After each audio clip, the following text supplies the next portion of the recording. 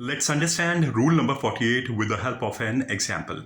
Suppose you go to a shopping mall, you like a product or commodity, but instead of purchasing that product or commodity, wait for at least 48 hours or 2 days and think about it whether that product is adding any value or making a meaningful difference in your life.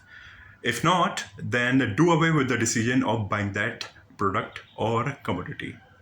Instead, what you can do, you can invest that amount, no matter how big or small it is, wisely. See, the basic purpose of this rule is to avoid impulsive buying. And a word of caution for you guys or girls is that before going for a shopping mall or shopping in general, always prepare a list beforehand. I hope this video makes some sense to you. If yes, then do share this with your friends, colleagues, and relatives also. This is Abhishek signing off. Take care.